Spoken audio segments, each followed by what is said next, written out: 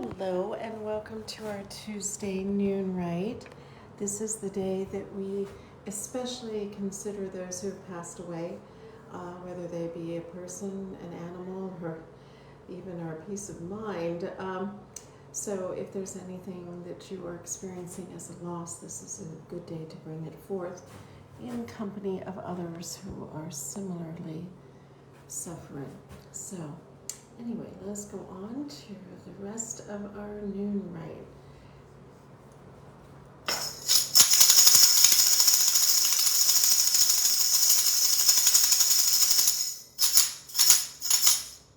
The three shakes, that's a traditional one that Plutarch mentions on Isis and Osiris, his great work on the faith, that the systems were done in groups of three. But we're not sure if he meant like this, or this, or what. So there's a little bit of room for variation on that. And actually, I'm quite confident that they were used in many other rhythms and rituals as well. So anyway, let's go ahead and invoke. Divine Isis, goddess of 10,000 names, I invoke your grace. Come to our temple, O goddess, dwell in our shrine. Make our hearths your altars, our hearts your home. Bring vision and healing to those who use this shrine. Give us wisdom and unveil the truth, and with thy feathery wings protect us. Breathe into us the breath of life and health and strength. It is noon. Let us celebrate the moon. Let us celebrate the stars, no matter where they are. It is noon. Let us celebrate the sun that shines on everyone. Let us celebrate our day as we go upon our way. It is noon. It is noon. It is noon. All right. And now it is time for our daily reflection, when each of us comes up with 3 words to say, and I'm looking for our own Khmer, and I'm not seeing it, which is a little bit alarming. Surely it is around here somewhere. But in any case, it is the time for our daily reflection. So if you have 3 words that symbolize the day, now's the moment to bring them forth. And my 3 words are,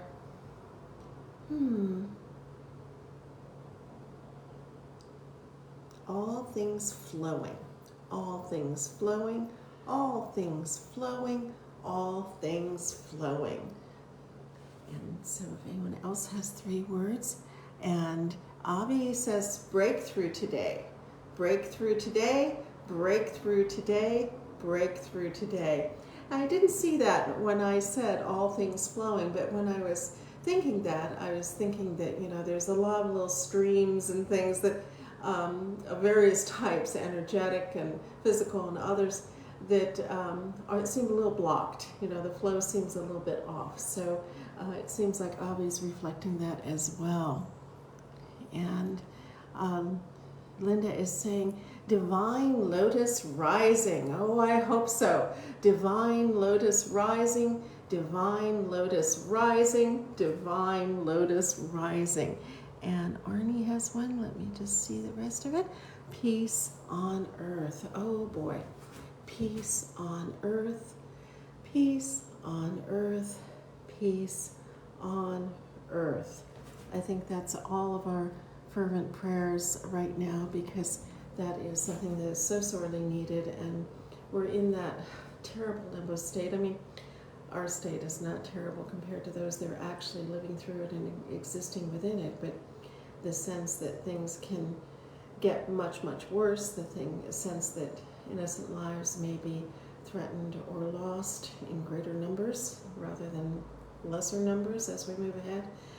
And there is an incredible psychic tension, especially if you're in tune with the world and in tune with the earth and with others. And we are all one in some sense. And when so many of us are in distress, it can't help but reflect into our lives and generate great concern. So at those times, it's even more important to try to elevate, to try to lift it. If you can hang on to the positive and reach up into the positive, then you are in such a better state, and it may also help the collective too. So, but that can be challenging. So, and from Jeff, great big smile. Great big smile, great big smile, great big smile. So smiling will help too. It is said that when you smile, even if you don't feel like smiling, it still has an impact on your brain. Your brain will attempt to match things like, oh, she's smiling, therefore things must be good and happy, and so will actually elevate your mood. So it's a good exercise to try and smile. So it's not as trivial as you may think to want to smile. However, telling someone else to smile, that is tricky. That can be a bit of a minefield. So it's better to just reflect it and hope that they respond to your reflection of happiness. All right. Let's go on and honor the directions. I think I got everybody's words. If I ever miss, it's never because I'm not doing it. It's simply because I am missing it. All right, let's go ahead and honor the directions, beginning in the east. Let us honor the east, element of air with the winds ever blowing. And we honor the south, element of fire with the flames ever glowing. And we honor the west, element of water with the rivers ever flowing. And we honor the north, element of earth with the seeds ever growing. And we honor the spirits above and below with the wisdom ever knowing. And we honor our bodies both without and within with a love forever showing. For we come into this world with all these gifts and more, our very own special essence. Let us thank the goddess for that which she bestows. Let us go forth refreshed and renewed with dedication to preserve and protect all life, for we are all children of Isis, the great Mother Goddess. And today being Tuesday, it is our special day to sing for those who have passed. And of course, there are many, many, many that have passed recently due to acts of violence and war. So we dedicate that to them, but also to any personal losses that we may wish to commemorate. And so please join me in the singing of our temple dirge. Isis embraces thee in peace. Osiris awaits in the underworld. Anubis will guide you to a new destiny. What's beyond is a mystery. Isis embraces thee in peace. Osiris awaits in the underworld. Anubis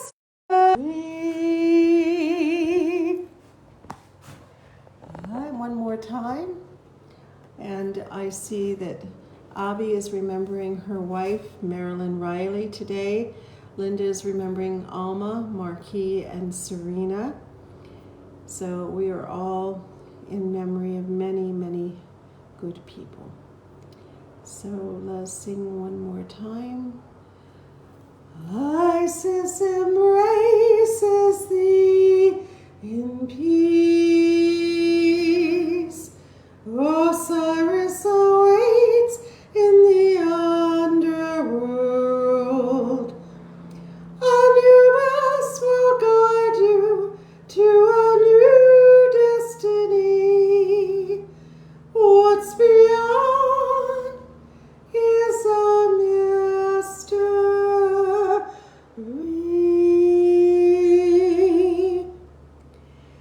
May the hearts of all those left behind be soothed. May the paths of all those gone ahead be smoothed.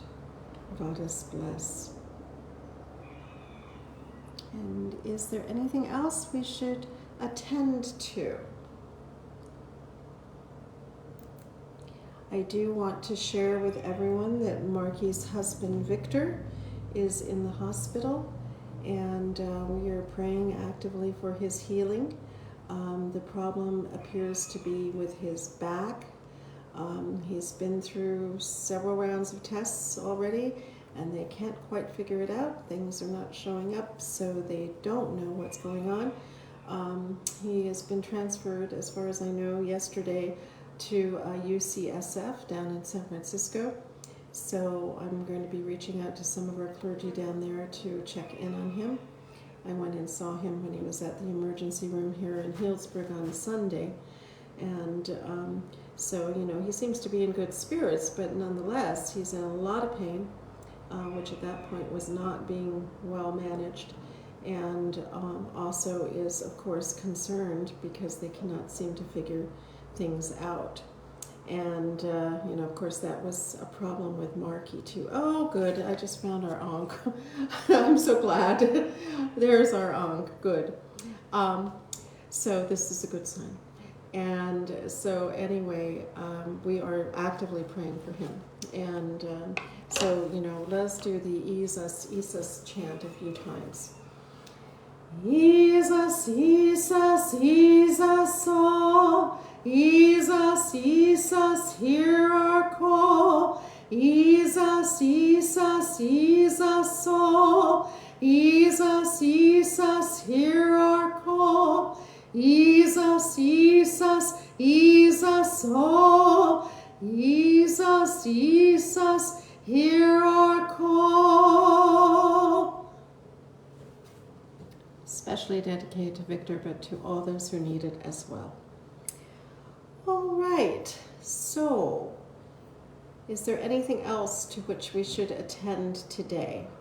On this bright and beautiful summery day in the middle of fall, we expect to get up into the low 80s today here, and it looks like we may even reach up to 90 on Thursday. So we wake up and we never know what season we're in. So today it is fortunately a beautiful day and a very lovely time. So I hope you are also enjoying good weather, both physically and spiritually. It's a challenging time. We're still coming out of the eclipse energies, which can last for a couple of weeks, and there are many other kind of challenging configurations in the stars. So we're, you know, hang on, keep up your practices, whatever they may be, and we'll get through it. So, Goddess bless. Anything else? I guess not. Okay, I will go on to our reading.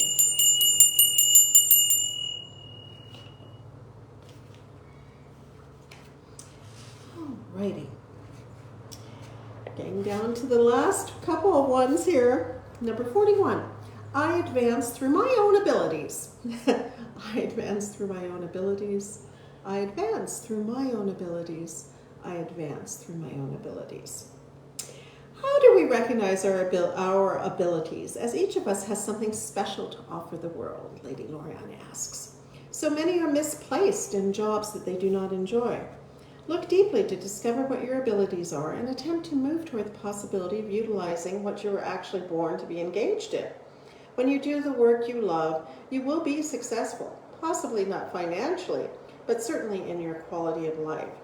There are some that may have to start at the bottom, and if they stay with it, they will move up in the world. Know that you have the potential to advance and move to the top of your field. is up to each of us to focus on what it is we can succeed with that is realistic. Find your skills and stick to it, to what it is you can do well.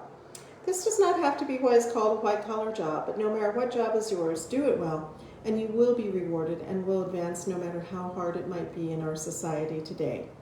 We all have a place in the natural order of our civilization, so find out how you can best fit in.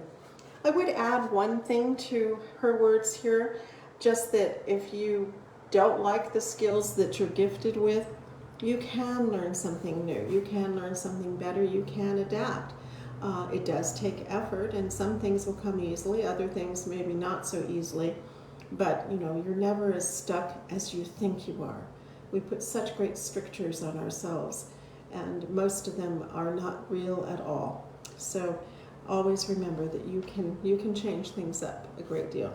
And Lady Lorianne herself recreated herself continuously in many different ways, and was a great inspiration on that. If she needed another skill, she just set out and learned it. When she came up here, she wanted to have stained glass here, so she taught herself how to do stained glass and got to a very high level of skill at it. She also didn't have a driver's license when she moved up here to Geyserville, and she was in her 40s, and so she knew she had to learn to drive. So she just set out and got that skill, and soon she was zipping around in this little sports car. So things can happen, and you can change and expand your skills beyond what you may be already good at, and hopefully advance through your new abilities as well as your old ones. All right, unless there's something else to attend to today, that's it for now. Next time, and now I know too that the Ankh fits perfectly under our book of readings, which is why I didn't see it before. So I've learned something today. My abilities have expanded.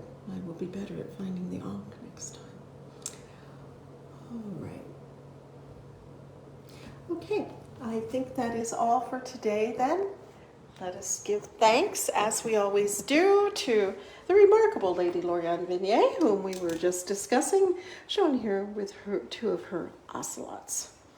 Now, how would she have known that she was good at breeding ocelots? Well, she gave it an accidental try, and things worked out well. And so, also, excuse me, Spider, you're going to be part of our Spider relocation plan soon. We give great thanks to Lady Olivia Robertson, her brother Lord Strathlock, his wife Pamela, and all of those who brought forth the fellowship of Isis. We give our thanks and ask their blessings. And to the gracious goddess Isis, in whom all things are possible, we give our thanks and ask her blessings. And to each and every one of us for all that we do, both here and in the world. May our efforts be blessed. May our results be abundant.